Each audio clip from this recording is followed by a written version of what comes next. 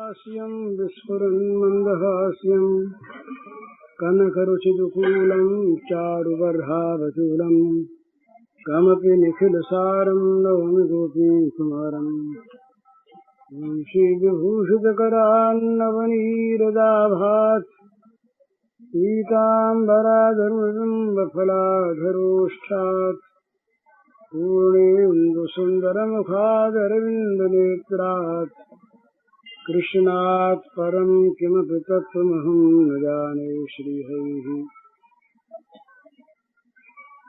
अखिल विश्व ब्रह्मांड के रूप में अभिव्यक्त भगवान के नाते आप सबके श्री चरणों में मेरे सभक्ति नमस्कार।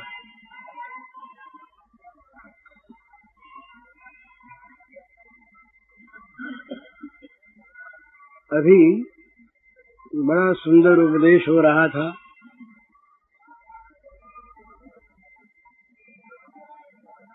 आप लोगों ने समझा ही होगा और समझने की चेष्टा करनी चाहिए। असल में सच्ची बात तो यह है, भाषा चाहे कुछ भी कहें, धर्म और ईश्वर का प्रचार भारतवर्ष में नहीं है। धर्म और ईश्वर के नाम पर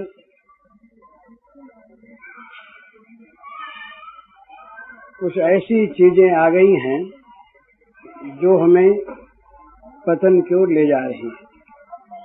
तो अतएव धर्म और ईश्वर का असली तत्व समझकर धर्म और ईश्वर को ठीक ठिकाने से मानना ये बहुत आवश्यक है।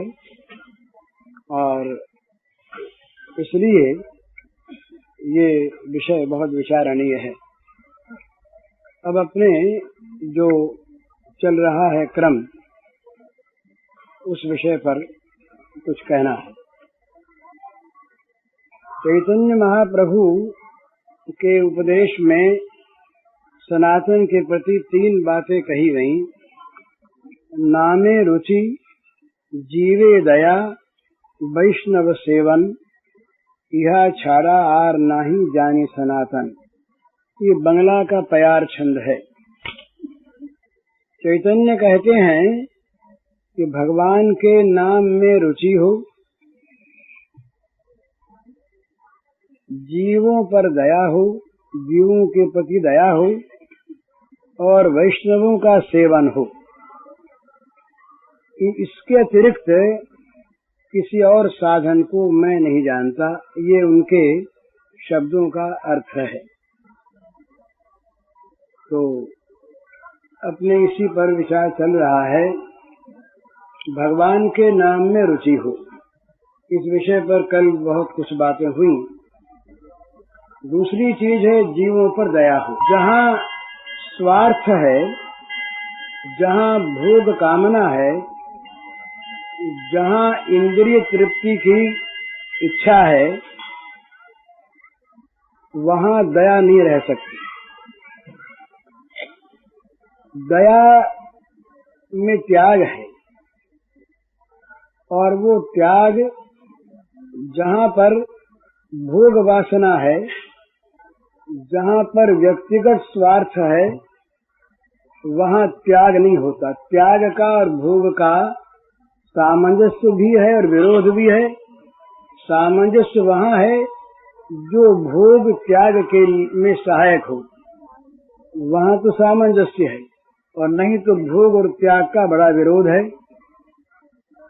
तो इसलिए जहाँ पर भोग कामना है वहाँ दया नहीं होती, एक बात। दूसरी बात, दया की दुकान नहीं खुलती। दया बाजार में बिकती नहीं, बिकने वाली चीज नहीं। दया एक ऐसी वृत्ति है जो किसी के दुख को देखकर उत्पन्न होती है। चित्त को का द्रवित होकर उसके दुख में अपने आप को ले जाना, या उसका दुख अपने हृदय में आ जाना और उसको मिटाने के लिए, जैसे अपने दुख को दूर करने के लिए मनुष्य प्रयत्न करता है, उसी प्रकार से सच्चाई के साथ प्रयत्न करना। न वहाँ लोक दिखावा है, न वहाँ बदले की आशा है, न वहाँ अभिमान है न एहसान है, क्योंकि अपना दुख दूर करना है। इस प्रकार की वृत्ति जब किसी भी दुखी के प्रति उसके दुख को देखकर उत्पन्न हो जाती है तो उसका नाम दया है। दया में अभिमान भी नहीं होता।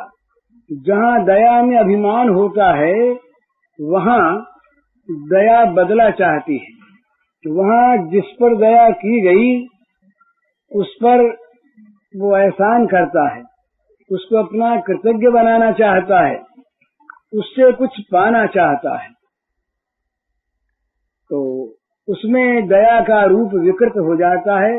दया दया रहती नहीं। असल में तो बात यह है कि दया इस प्रकार की एक स्वाभाविक मानव की सात्विक वृत्ति है जो सब में होनी चाहिए, और वो वृत्ति यदि आ जाए और सभी लोग एक दूसरे के दुख को अपना दुख मानकर उसे दूर करने के प्रयत्न में लग जाएं, तो बहुत अंशों में दुख दूर हो सकता है।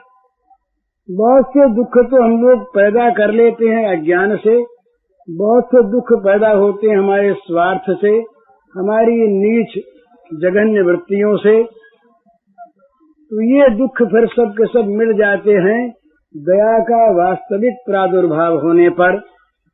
दूसरे के दुख को देख न सकना हमारे देश की तो बड़ी दुर्दशा है। उस दिन मैंने बताया था क्या हालत है, और ये सच्ची बात है कि जहाँ हजारों नहीं, लाखों नहीं, करोड़ों हमारे ही जैसे मानव, हमारे ही जैसे अंग उपांगों वाले, हमारे ही जैसे हृदय को और मन को रखने वाले मनुष्य नर नारी अन्न के लिए तरसते हों, कपड़े के लिए तरसते हों, तन ढकने को कपड़ा न हो, क्षुधा मिटाने के लिए अन्न न हो, रोग मिटाने के लिए दवा न हो, सोने के लिए छप्पर न हो।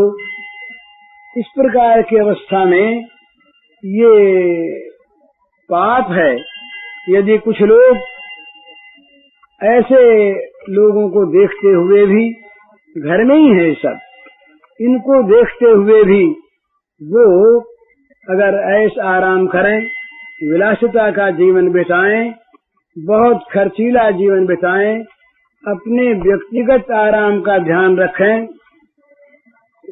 उस दिन मैंने बताया था ना कि हम लोग साड़ी बांटने गए एक जगह, तो 5 घर ऐसे मिले जिनमें हमारी बहनें वो विवस्त्रा बैठी थी। जब बाहर से साड़ी फेंकी गई तब उन्होंने दरवाजा खोला साड़ी पहनकर। तो जहाँ ये दशा है वहाँ 500-500 की, 1000-1000 की, 2-2000 की साड़ी पहनने का क्या अधिकार है?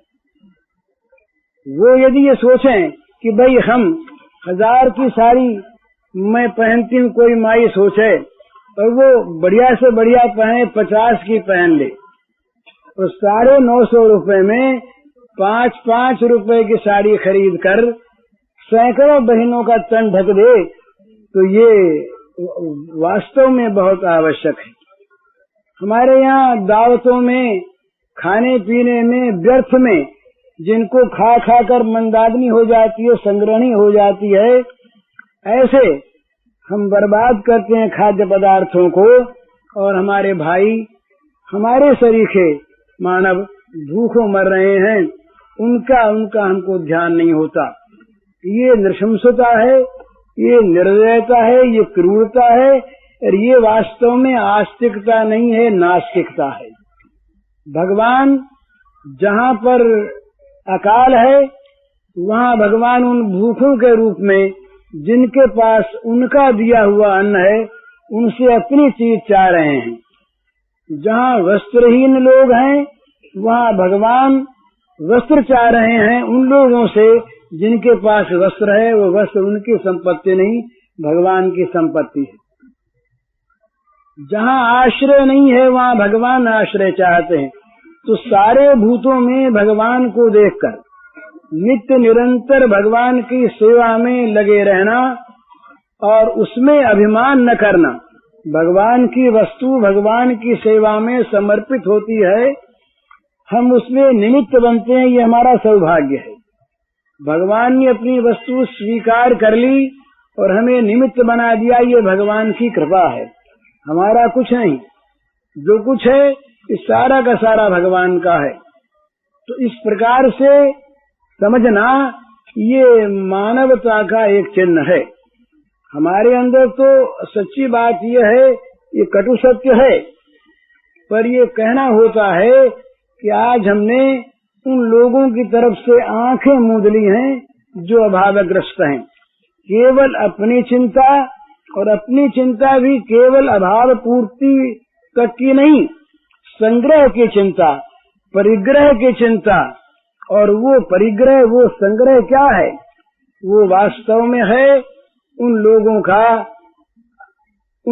का सत्व, उन लोगों के अधिकार की चीज जिनको मिलनी चाहिए, वो हमारे अधिकार की चीज नहीं है। उस दिन मैंने सुनाया था भागवत का श्लोक, भगवान नारद के वाक्य हैं, यावद बृहत जठरम तावत सत्वम ही देहिनाम अधिकम योगिमन्येत स्वस्तेनो दंडमर्हति। जितने से अपना पेट भरे उतने पर अपना हक है, इससे ज्यादा पर जो अपना अधिकार मानता है वो चोर है और उसको दंड मिलना चाहिए। ये भगवान नारद के वाक्य। आज का साम्यवाद इससे बढ़कर और क्या कहेगा? आज समाज में ये कहा जाता है कि भाई जो किसी व्यक्ति के पास सरप्लस है वो समाज का है, ये समाजवाद है। हमारे यहाँ सरप्लस का सवाल ही नहीं, जो कुछ है सारा भगवान का, हमारा कुछ है ही नहीं। हम तो यज्ञावशेष खाते हैं, पर ये चीजें हमारे पुस्तकों में है, हमारे ग्रंथों में है, हमारे सिद्धांतों में है, हमारे जीवन में रही नहीं। यही सबसे बढ़कर खेद की बात है, यही दुख की बात। हम भक्ति कर कैसे सकते हैं जब ये समस्त भूतों में स्थित भगवान की हम अवज्ञा करते हैं? तब हम भक्ति कैसे करें? ये भगवान कपिल देव ने कहा है, भागवत के 3 स्कंध में आया है ये, कि जो मेरे श्री विग्रह की पूजा करते हैं बड़ा अच्छा, करनी ही चाहिए, पर जो सब में स्थित मैं हूँ उसकी जो अवहेलना करते हैं उसकी पूजा स्वीकार नहीं होती। तो सारे प्राणियों में भगवान है, भूस तो सब में।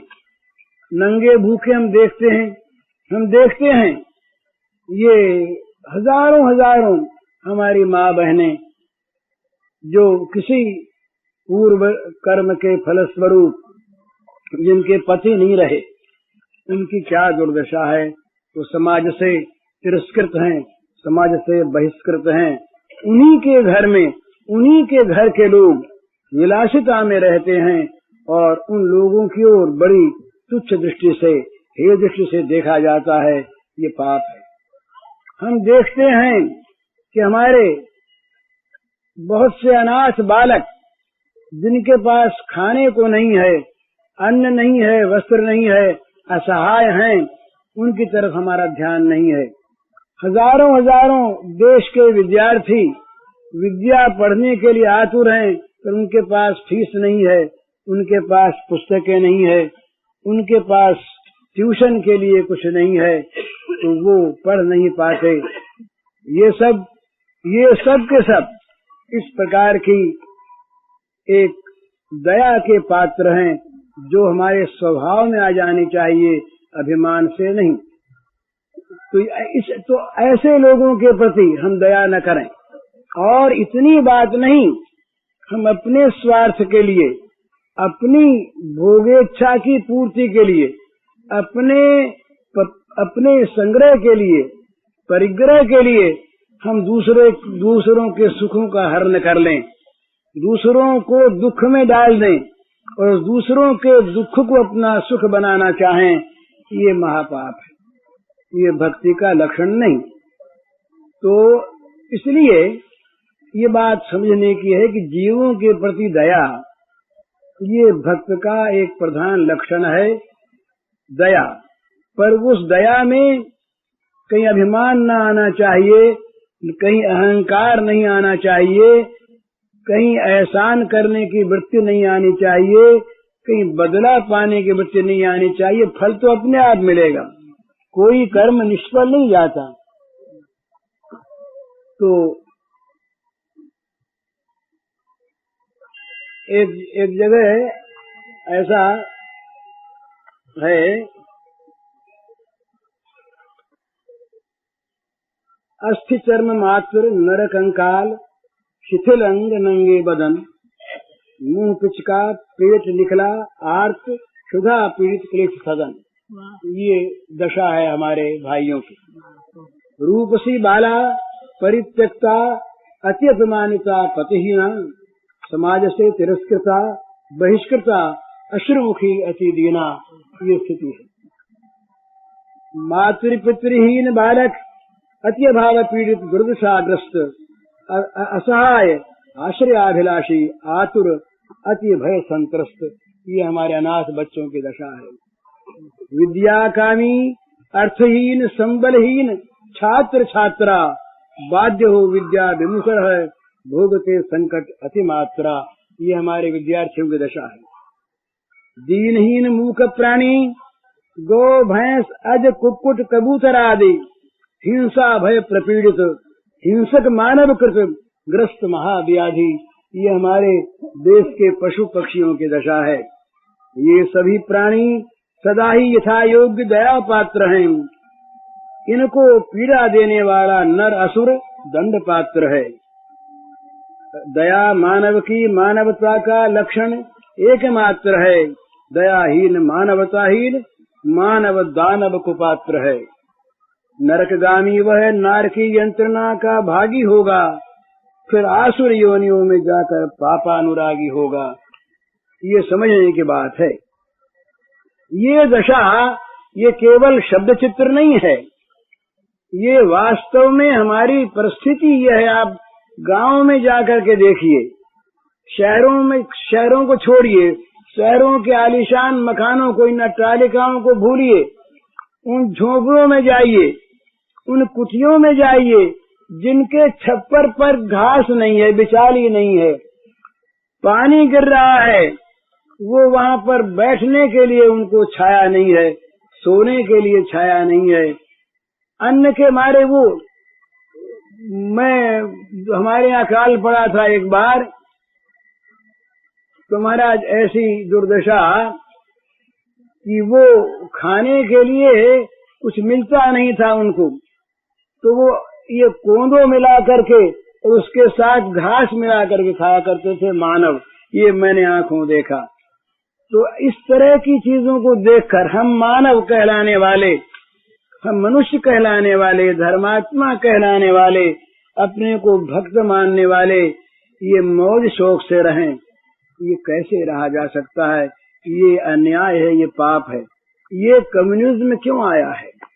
यद्यपि ये कम्युनिज्म पाप है, अच्छा नहीं। जहाँ हिंसा है, जहाँ द्वेष है, जहाँ दूसरे के विनाश की इच्छा है, आकांक्षा है, वो धर्म नहीं है। पर इसका कारण क्या है? कारण यही है कि जब वो मानव की स्थिति में इतना वैषम्य पैदा कर लेता है, मनुष्य अपने में और किसी दूसरे में, मानव को मानव मानना भूल जाता है, तब इस प्रकार की स्थिति स्वाभाविक प्रकृति लाती है।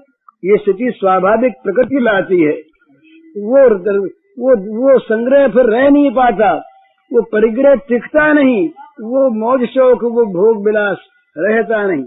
रूस में जो जार थे, जार का 9 लाख रुपया मासिक अपना व्यक्तिगत खर्च था। उस जमाने में जब बहुत सस्ती थी, महंगी नहीं, वो रूस का जार जेल में गोलियों से मारा गया। क्या बात थी? उसकी प्रजा ने मारा। क्यों मारा? उसकी विलासिता और एक तरफ भूखमरी, उसकी मौज शौक और एक तरफ पहनने को कपड़े नहीं, वस्त्र नहीं, उसका ये विलास ऐश्वर्य और एक तरफ बिना दवा के रोगी मर रहे हैं, बिना दूध के बच्चे मर रहे हैं, बिना आश्रय के लोग मरे जा रहे हैं। ये जो वैषम्य आया, तो उस पाप का बदला इस पाप के रूप में आए। तो भगवान करे अपने यहाँ वो चीज ना आवे, भगवान करे तिब्बत वाली दशा यहाँ न हो। लेकिन ये सोचने की बात है कि हमें वास्तव में भगवान को मानने वाला बनना पड़ेगा। तो ये जीव में दया की बात कल बहुत कुछ हो चुकी थी, इसलिए संक्षेप में इसको समाप्त किया। तीसरी चीज है वैष्णव सेवन। वैष्णव कौन है? वैष्णव की परिभाषा क्या है? वैष्णव अवश्य वो वैष्णव है जिसमें वैष्णवता के बाहरी चिन्ह भी मौजूद हैं। बाहरी चिन्हों का भी हम समादर करते हैं, पर बाहरी चिन्ह वो आवश्यक हैं, रक्षा के लिए उनकी जरूरत है, पर अंदर उसके कुछ होना चाहिए। लालटेन है, उसके अगर केवल बाहर का गोला हो और अंदर रोशनी न हो तो गोले से अंधकार नहीं मिट सकता। गोला आवश्यक इसलिए कि अंदर की रोशनी की रक्षा करे, अंदर की रोशनी को बचाए रखे हवा से, तूफान से, वो बची रहे, रोशनी बनी रहे, ज्योति बनी रहे। परंतु केवल गोला ही गोला हो और अंदर कुछ न हो तो प्रकाश नहीं मिल सकता। आत्मा नदी संयम पुण्य तीर्था सत्योदका शीलतका दयोर्मि तत्राभिषेकम कुरु पांडुपुत्र न वारिना शुद्धति चांतरात्मा। ये भीष्म के वचन हैं। वो कहते हैं कि आत्मा रूपी नदी हो, संयम रूपी पुण्य तीर्थ हो, सत्य रूपी उसमें जल भरा हुआ हो और दया रूपी उसमें उर्मियां उठ रही हों। इस प्रकार की नदी में तुम अवगाहन करो, स्नान करो। केवल बाहर का जल अंतरात्मा को शुद्ध नहीं कर सकता। इसका ये अर्थ नहीं कि हम कल से स्नान करना छोड़ दें, बाहर के मल को भी धोना छोड़ दें। बोले अब गंगा जी में नहीं नहाएंगे क्योंकि अंतर तो हमारा साफ है नहीं, बाहर नहाना बंद कर दें। तो बाहर नहाना बंद करने की बात नहीं है, पर केवल बाहर का नहाना अंतरात्मा को शुद्ध नहीं कर सकता। इसी प्रकार केवल बाहर का जो चिन्ह है वो चिन्ह समादर नहीं है, उसका हम आदर करते हैं, आदर करना चाहिए, परंतु केवल उस चिन्ह से काम चलता नहीं। केवल वो चिन्ह हमारा वास्तविक उद्धार नहीं कर सकता। तो बाहरी चिन्ह भी हो और उसके साथ साथ वास्तविक वैष्णवता के लक्षण। तो वैष्णव के लक्षण हमारे ग्रंथों में बहुत आए। भागवतोत्तम की भागवतों के लक्षण श्रीमद् भागवत में है, पद्म पुराण में वैष्णव के बहुत लक्षण हैं। उपनिषदों में भी इस तरह के वर्णन आते हैं, संतों का क्या चरित्र होता है, कैसा होता है। तो उसका संक्षेप में एक रूप है, वो रूप में सुनाता हूँ आपको और उसको फिर हृदयंगम करना है। वैष्णव कौन? जड़ चेतन सब में जो सदा देखता एकमात्र भगवान। जड़ चेतन सब में जो सदा देखता एकमात्र भगवान। सबकी सेवा हित में जो कर देता अपना सब बलिदान। सबकी सेवा हित में जो कर देता अपना सब बलिदान। निज सुख दुख में सदा देखता जो प्रभु का कल्याण विधान। निज सुख दुख में सदा देखता जो प्रभु का कल्याण विधान। क्षमावान पर दुख दुखी जो पर कल्याण निरत मतिमान। क्षमावान पर दुख दुखी जो पर कल्याण निरत मतिमान। जिसके इंद्रिय प्राण बुद्धि मन देह सभी प्रभु सेवालीन। जिसके इंद्रिय प्राण बुद्धि मन देह सभी प्रभु सेवालीन। रहते सदा त्याग अग जग का सारा ही संबंध मलिन। रहते सदा त्याग अग जग का सारा ही संबंध मलिन। सदाचार रत रहता पर करता न कभी किंचित अभिमान। जन्म कर्म वर्ण आश्रम कुल में राग नहीं रखता विद्वान। सदाचार रत रहता पर करता न कभी किंचित अभिमान। जन्म कर्म वर्ण आश्रम कुल में राग नहीं रखता विद्वान। राग द्वेष रहित प्रभु सेवा हित करता विधिवत व्यवहार। राग द्वेष रहित प्रभु सेवा हित करता विधिवत व्यवहार। पर न कहीं भी कुछ भी करता अहंकार जो किसी प्रकार। पर न कहीं भी कुछ भी करता अहंकार जो किसी प्रकार। एकमात्र प्रभु में ही रहती जिसकी सब ममता आसक्ति। एकमात्र प्रभु में ही रहती जिसकी सब ममता आसक्ति। कर्म मात्र होते प्रभु पूजा प्रभु में ही होती शुचि भक्ति। कर्म मात्र होते प्रभु पूजा प्रभु में ही होती शुचि भक्ति। नहीं विमोहित कर पाते जिसको भुवनों के दुर्लभ भोग। नहीं विमोहित कर पाते जिसको भुवनों के दुर्लभ भोग। नहीं त्याग करता कैसे भी वो शुचि प्रभु स्मृति का संयोग। नहीं त्याग करता कैसे भी वो शुचि प्रभु स्मृति का संयोग। प्रभु के शुचितम मधुर मनोहर लीला नामों में अनुरक्त। सदा सर्वदा रहता होकर सभी वासनाओं से मुक्त। प्रभु के शुचितम मधुर मनोहर लीला नामों में अनुरक्त। सदा सर्वदा रहता होकर सभी वासनाओं से मुक्त। दैवी संपद के गुण जिसकी सेवा कर नित होते धन्य। दैवी संपद के गुण जिसकी सेवा कर नित होते धन्य। भुक्ति मुक्ति का त्यागी अति बड़भागी प्रभु का भक्त अनन्य। भुक्ति मुक्ति का त्यागी अति बड़भागी प्रभु का भक्त अनन्य। इस प्रकार जो दिव्य गुणों भावों से युक्त नित्य रमणीय। इस प्रकार जो दिव्य गुणों भावों से युक्त नित्य रमणीय वही श्रेष्ठ प्रभु रत वैष्णव है सेवनीय अति आदरणीय। वही श्रेष्ठ प्रभु रत वैष्णव है सेवनीय अति आदरणीय। इसका संक्षेप में हम अर्थ समझ लें। वैष्णव कौन है? जो चराचर सारे जगत में सब प्राणियों में एकमात्र भगवान को देखता है और जो अपनी शक्ति के अनुसार सबकी सेवा में सबके हित में लगा रहता है। अपना सर्वस्व बलिदान भी दे देता है सबकी सेवा के लिए। अपने सुख दुख में जो सदा ही प्रभु का मंगल विधान देखता है। अपने लिए जो कुछ भी सुख दुख प्राप्त होते हैं उनमें वो समझता है कि ये प्रभु का मंगल विधान है, मेरे मंगल के लिए प्रभु ने भेजा है। सुखी दुखी नहीं होता, क्षमावान होता है और दूसरे के दुख में दुखी होता है और नित्य निरंतर दूसरे के कल्याण में संलग्न रहता है। ऐसा वो बुद्धिमान होता है।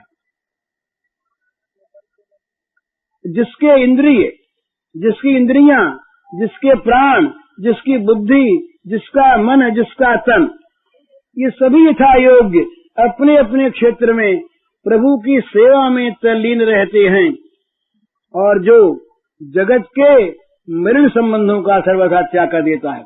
जगत में जो दिव्य संबंध है भगवान को लेकर, उसके त्याग की आवश्यकता नहीं है। त्याग अजग का सारा ही संबंध मलिन, वो जगत का जो मलिन संबंध है, जो संबंध पाप में रत करता है, जो संबंध अविद्याग्रस्त कराता है, उस संबंध को वो त्याग देता है। निरंतर सदाचार पालता, शास्त्रोक्त व्यवहार करता है, परंतु कभी जरा भी अभिमान नहीं करता। मेरा जन्म ऊंचा, मेरे कर्म ऊंचे, मेरा वर्ण ऊंचा, मेरा आश्रम ऊंचा, मेरा कुल ऊंचा, इस प्रकार से जो उच्चता में आसक्ति नहीं रखता वो वैष्णव है। राग द्वेष से रहित होकर वो निरंतर प्रभु की सेवा के लिए जो कुछ उसको जहाँ जैसा व्यवहार आवश्यक है अपने अपने क्षेत्र में उस प्रकार का व्यवहार विधिवत करता है। व्यवहार का परित्याग नहीं करता, परंतु वो कहीं भी किसी प्रकार भी एकमात्र प्रभु में ही उसकी सारी ममता जाकर केंद्रित हो जाती है। एकमात्र प्रभु ही उसके आसक्ति के विषय होते हैं और उसके प्रत्येक कर्म के द्वारा भगवान की पूजा होती है। स्वकर्मणा तमभ्यर्च, और प्रभु में ही उसकी केवल पवित्र भक्ति होती है, विशुद्ध भक्ति होती है। उसको तीनों भुवनों के चतुर्दश भुवनों के जो दुर्लभ भोग हैं वो कभी मोहित नहीं कर सकते। वो कभी भी प्रभु की निर्मल स्मृति का त्याग नहीं कर सकता। वो निरंतर प्रभु के मधुर मनोहर लीला चरित्र में नाम में अनुरक्त रहता है और सारी वासनाओं से मुक्त हो जाता है। दैवी संपत्ति के गुण उस वैष्णव की सेवा करके अपने को धन्य मानते हैं। उसकी सेवा में दैवी संपत्ति के गुण अपने आप लगे रहते हैं। वैष्णव के माने वैष्णव दैवी संपत्ति के गुणों से संपन्न होता है सहज, और वो सब प्रकार की वासनाओं कामनाओं का त्यागी होता है, भुक्ति मुक्ति का त्यागी होता है। वो वास्तव में बड़भागी है। इस प्रकार जिसमें इस प्रकार के दिव्य गुण हैं, दिव्य भाव हैं, जो और वो नित्य हैं और बड़े सुंदर हैं, रमणीय हैं, वही श्रेष्ठ प्रभु में रत वैष्णव है, वही सेवनीय है और वही आदरणीय है। तो ये तीसरी चीज जो थी वैष्णव सेवन। इस प्रकार का जो वैष्णव है उसका सेवन करे। ये एक बात बहुत समझ लेने की है, जिस संग से हमारे अंदर दैवी संपत्ति का विकास होता हो, जिस संग से हमारे अंदर आसुरी संपत्ति का विनाश होता हो, जिस सत्संग से हमारे अंदर परम त्याग की भावना और सबके सेवा की भावना जागृत होती हो, जिस सत्संग से हम सब में प्रभु को देखना सीखते हो, उत्साह बढ़ता हो, पापों में वृत्ति बिल्कुल नष्ट हो जाती हो, वो सत्संग वास्तविक सत्संग है। चाहे उसका नाम सत्संग न हो, चाहे उसका नाम कुछ और हो, तो जिसका नाम सत्संग है, जिसका नाम साधु संग है, जिसका नाम वैष्णव सेवन है, वो यदि हमारे अंदर पाप वृत्ति को जगाने वाला हो, भोग वृत्ति का उदय कराने वाला हो, प्रभु से हमारा संपर्क दूर करने वाला हो, दूसरों को दुख देने में प्रवृत्त करने वाला हो, परहित का विनाशक हो, हमारी वृत्तियों में भोगों की कामना जिससे बढ़ती हो, वो सत्संग नहीं है, वो साधु संग नहीं है, वो वैष्णव संग नहीं है, वो सर्वथा दुस्संग है। दुस्संग सर्वथैव त्याज्य, दुस्संग का सर्वथा त्याग करना चाहिए। तो वैष्णव सेवन से क्या होता है? वैष्णव सेवन से ये वैष्णव के जो गुण हैं ये उसके अंदर आविर्भूत होते हैं, उसके अंदर इन गुणों का उदय होता है। तो ये समझना चाहिए कि यदि हमने वैष्णव का सेवन किया तो ये गुण हमारे अंदर नहीं आए, तो दो ही बात है, जिसका हमने सेवन किया या तो वो वैष्णव नहीं है या हमने उसका सेवन नहीं किया। पारस से लोहा अगर छू जाए तो सोना होता है, अगर सोना नहीं बना तो या तो वो पारस नहीं है और या स्पर्श नहीं हुआ या वो लोहा नहीं है। तो इसी प्रकार से वैष्णव सेवन का एक निश्चित परिणाम होता है वैष्णवता का, उसके जीवन में अवतरण, वैष्णवता का उदय हो जाता है उसके जीवन में। और वैष्णवता इन सब दिव्य गुणों वाली होती है। वैष्णवता केवल कहने के नहीं होती, वैष्णवता जैसे आजकल बैराग नाम होता है, हम तो सब बैरागी हो गए और तमाम राग भरा हुआ मन में बैरागी कैसे हो गए। इसी प्रकार से सत्य साथ रहना चाहिए अपने प्रत्येक बाहरी नाम में भी। हम यदि वैष्णव हैं तो वैष्णवता का हमारे अंदर लक्षण आ जाना चाहिए, तब हम वैष्णव हैं। तो इस प्रकार अपने अंदर इन गुणों को देखे कि ये गुण आए हैं कि नहीं। अगर ये गुण आ रहे हैं, बढ़ रहे हैं, तो समझना चाहिए कि हम वैष्णव हैं या वैष्णव का सेवन कर रहे हैं। ये गुण नहीं आ रहे या ऐसे गुणों का ह्रास विनाश हो रहा है तो समझना चाहिए कि हम वैष्णव तो हैं ही नहीं, हम किसी न किसी असुर के पंजे में हैं और हम आसुरी भावों की ओर चले जा रहे हैं। तो ये बड़ी सावधानी की आवश्यकता है। अच्छा, सेवन कैसे करें? सेवन का अर्थ ये नहीं है कि हम उसके समीप में रहें, केवल समीप में रहना भी अच्छा है, क्योंकि उसके अंदर से जो स्वाभाविक एक दिव्य परमाणु निकलते हैं विचारों के, उन परमाणुओं का संक्रमण भी होता है, उनसे भी लाभ होता है, उनसे बहुत बड़ी विपत्ति टलती है, बहुत बड़े आसुरी भावों का ह्रास होता है। तो किसी महात्मा का, किसी सच्चे संत का, किसी वैष्णव का कहीं पर रहना भी बड़ा लाभदायक, इसमें कोई संदेह नहीं। परंतु वैष्णव का वास्तविक सेवन होता है वो कि उसके अंदर जो दिव्य गुण है, उनके गुणों का हम अनुकरण करें, वो गुण हम अपने अंदर पैदा करें और उनकी आज्ञा का पालन करें। वैष्णव कभी आज्ञा नहीं देगा कि तुम पाप में प्रवृत्त हो, तुम बुरा काम करो। वैष्णव आज्ञा देगा कि सारे जगत में भगवान विष्णु भरे हुए हैं, व्यापक हैं, उन भगवान की सेवा करो अपने कर्मों के द्वारा, अपनी वृत्तियों के द्वारा, अपनी बुद्धि के द्वारा, अपनी संपत्ति के द्वारा, अपनी प्रत्येक वस्तु के द्वारा उन भगवान की सेवा करो। तो इस प्रकार से वैष्णव का सेवन जब होता है तब वैष्णवता उसके अंदर आ जाती है। वैष्णवता जहाँ आई तो वो असली धर्म आ गया। ये धर्म का स्वरूप यही है कि जिसका आभ्यंतर धर्ममय हो जाए, जिसके अंदर में भगवान का आसन स्थिर होकर के जम जाए। जहाँ दैव है, जहाँ देव है, वहाँ दैव संपत्ति होगी भला।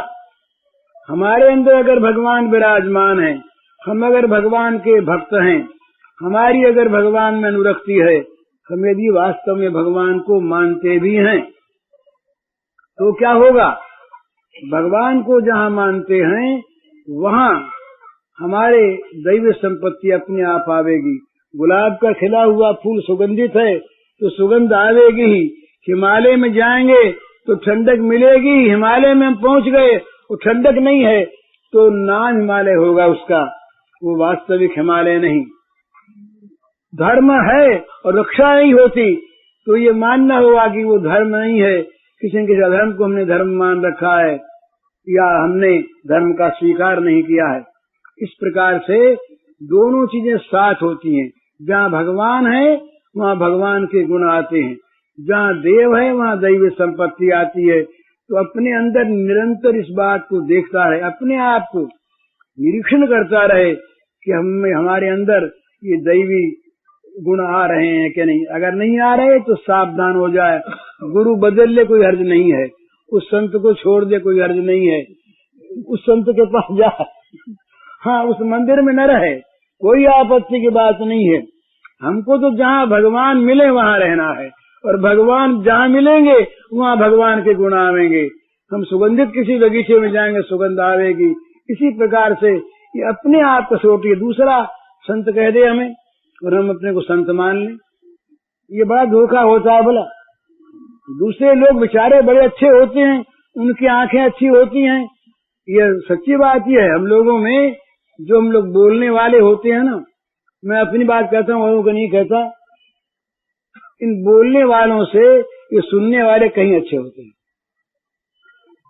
इनमें श्रद्धा होती है, इनमें विश्वास होता है, इनमें सच्चाई होती है, इनमें बाहरी ढोंग नहीं होता। ये बोलने की कला नहीं जानते, ये मानना जानते हैं। ये वास्तव में बड़े ऊंचे लोग होते हैं। लेकिन जहाँ केवल कहना आ जाता है, लिखना आ जाता है, वो तो नाट्य होता है। शंकराचार्य का कोई नाटक करे और वहाँ अद्वैत वेदांत के बड़ी ऊंची ऊंची बातें वो कहे, पर वो होता क्या उसमें? रामकृष्ण परमहंस ने एक जगह कहा कि गिद्ध अनेक ऊंचे उड़े बंगला में, किंतु तार जिष्ट था के गाभा गोड़े। उसका अर्थ यह है कि बहुत ऊंचे पर गिद्ध उड़ता है, उसकी नजर रहती है जहाँ पशुओं के सड़े मुर्दे पड़े हों, नजर वहाँ रहती है। इसी प्रकार हम बड़ी बड़ी उड़ान भरते हैं, बड़ी ऊंची बातें हम लिख सकते हैं, कह सकते हैं। बोलना एक आर्ट है, लेकिन उस बोलने के साथ अगर हमारे जीवन में वो चीजें नहीं है तो वो नाटक है, व्यर्थ है। वो नाटक अगर हम साधना के लिए करते हैं तो अच्छा नाटक है, और दंभ के लिए करते हैं तो हम अपने आप को धोखा देते हैं, अपने आप को गिराते हैं। ये श्रीमद् भगवद गीता में आसुरी संपत्ति का वर्णन जहाँ शुरू किया भगवान ने, वहाँ सबसे पहले दम्भ का नाम लिया। दम्भो दर्भो मानस्य क्रोध पारुष्य में उतर। उसके बाद तो व्याख्या हुई दम्भ मोह कपट छल छिद्र न भावा। तो निष्कपट होकर अपने हृदय में हम भगवान को रखें, दैवी गुणों को रखें, तब हम वैष्णव हैं, तब हमारा वैष्णव सेवन है। आस्तिक आदमी पाप नहीं कर सकता। सच्ची बात है। हम किसी भले आदमी के सामने बैठ जाएं और वहाँ पाप वृत्ति मन में आवे तो क्या होगा? पाप मन में आ गया, पाप जगा, पाप में आसक्ति, पर चाहेंगे जल्दी उठ जाए यहाँ से। इनके सामने कैसे करें? शर्म लगती है ना हमको। तो जब एक मामूली आदमी से शर्म लगती है, जब हम किसी पुलिस के अधिकारी को देख करके चोरी करने से हट जाते हैं और भगवान खड़े हैं, भगवान देख रहे हैं, क्या फिर भी हम पाप करेंगे? भगवान के सामने हम क्या दुष्कर्म करने की इसका साहस करेंगे? नहीं करेंगे। तो आस्तिकता हमारी कुंठित हो गई है। सच्ची बात। नाम का एक महात्मा थे, उनके पास 2 शिष्य गए, 2 पुरुष गए बोध प्राप्त करने के लिए, और उनसे कहा कि भाई हमको बोध प्राप्त करा दो। तो गुरु ने कह दिया सर्वम खल्विदम ब्रह्म, सब जगह भगवान है, वसुदेव सर्वमिति। बोले सीख गए? बोले हाँ सीख गए। अब वो पहले जो गुरु होते थे वो गुरु होते थे वास्तव में, शिष्य का अज्ञान हरण करने वाले, तो परीक्षा करने की बात सोची। तो कहा भाई एक काम करो। उन्होंने 2 नकली पक्षी बनाए, पक्षी बनाकर दोनों को दिए। तो कहा कि तुम एक काम करो, एकांत में कहीं जाकर पक्षी को मार लाओ। तो दोनों गए। एक गया, कुछ दूर गया, मील 2 मील गया, देखा कि जंगल है और कोई कुछ है नहीं यहाँ पर, कोई देखता सुनता नहीं। तो उसने पक्षी को मार दिया। पक्षी को मार के ले आया वो। अब घंटे 2 घंटे और बीते, वो तो उगता, वो तो अपने को सफल मानता है। गुरुजी से बोला, बोले महाराज जी वो तो नहीं आया अभी तक। हाँ वो तो नहीं आया। बोले मूर्ख है, देखो ना, मैं कितनी जल्दी आ गया, एकांत स्थान में गया और मार लाया, और वो तो बुद्धू है, कुछ उससे होता वाता है नहीं। गुरुजी तो अपना निस्तब्ध बैठे चुपचाप, वो जानते कि क्या बात है। शाम हो गई नहीं आया, रात बीत गई नहीं आया, सवेरे लौटा। पक्षी को ज्यों का त्यों हाथ में लिए जीवित लौटा। तो गुरुजी ने कहा कि भाई क्या बात है, तुम पक्षी को मार के नहीं लाए? बोले महाराज नहीं लाया। बोले ये देखो ना, ये तो ले आया, कभी का ले आया था, बहुत देर नहीं लगी। तो उसने कहा हाँ मैं तो जल्दी ले आया था, मैं इसकी तरह से 24 घंटे बीत गए और तब भी ऐसे ही आ गया। इसने तो गुरु की आज्ञा ही नहीं मानी। गुरु जी ने कहा, उससे पूछा कि भाई तुम क्यों नहीं मार के लाए, क्यों तुमने देर की? बोले महाराज आपने कहा था ना कि सब ब्रह्म है, सब भगवान है, तो मुझे ऐसे कोई स्थान नहीं मिला, समय नहीं मिला जहाँ भगवान न देखते हूँ। आपने कहा था एकांत में मारना, कोई न देखे वहाँ मारना। तो मैं गया, दूर गया, तो वहाँ पशु पक्षी नहीं थे, पर वहाँ पेड़ थे, लताएं थी, वृक्ष थे, ये सब देख रहे थे। इनमें ये भी तो भगवान है, ये भी तो ब्रह्म है। मैं महज और आगे बढ़ा, बिल्कुल रेतीली जमीन में गया, वहाँ कोई पेड़ नहीं, पौधा नहीं। वहाँ पर भी मैंने देखा कि सूरज चमक रहा है, तो सूरज भी तो भगवान है। फिर मैंने देखा भाई सूरज बीत जा, तब तो एकांत मिले। महाराज सूर्यास्त हुआ, तब तो लाखों लाखों चाहे उदय हो गए, देखने वाले सूरज तो एक ही था। हमारे रात भर में बैठा रहा, तो तारे तो कहीं गए नहीं। मैं अलग छिप के गया, वहाँ हवा लगी, अरे तो हवा में भी तो वही है, हवा में भी तो वही है। फिर मैं गुफा में चला गया, तो वहाँ मुझे बड़ी गर्मी लगी। तो मैंने देखा कि गर्मी में ये जो ताप है, उष्मा है, ये भी तो वही है, अनल भी तो वही है। तो महाराज मुझे कहीं पर भी स्थान नहीं मिला जहाँ भगवान न हो, न देखते हो, तो मैं कैसे मारता। कहा भाई तुम ठीक, और ये बोले तुम, बोले महाराज मैं तो गया, तो बोले वहाँ पक्षी थे, हाँ बोले पक्षी तो थे, तो बोले तुमने कैसे मारा, बोले मैं तो समझा कि जहाँ आदमी ने देखता हो, आदमी तक ही सीमित थी उसकी बुद्धि।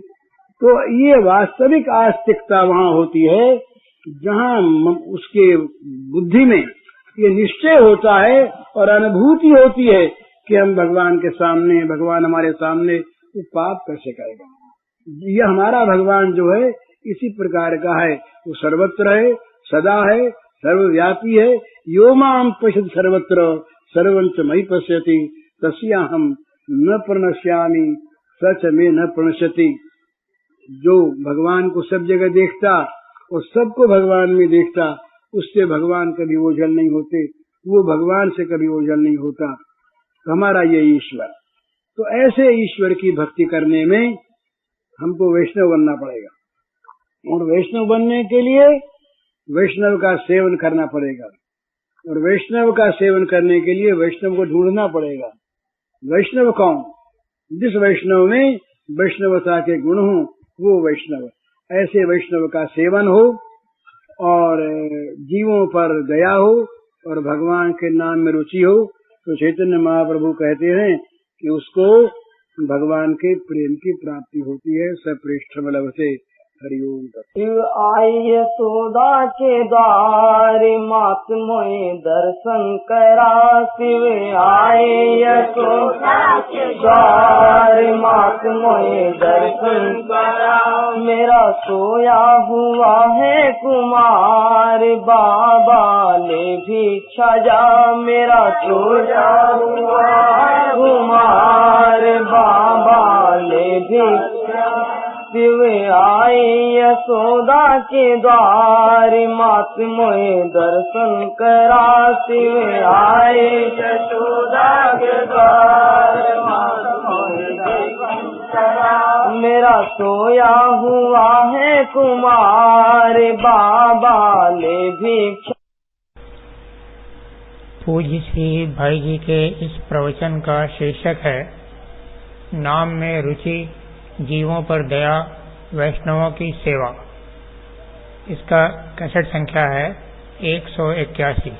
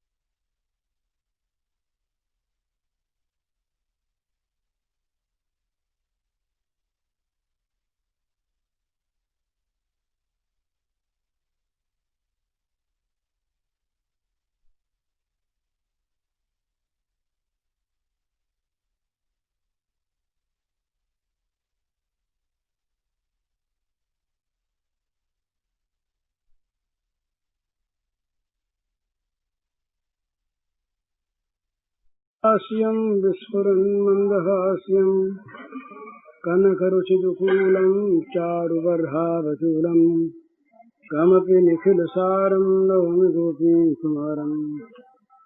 वंशीविभूषितकरान्नवनीरदाभात् पीताम्बराधरुणबिम्बफलाधरोष्ठात् पूर्णेन्दुसुन्दरमुखादरविन्दनेत्रात् कृष्णात् परं किमपि तत्त्वमहं न जाने। श्रीहरिः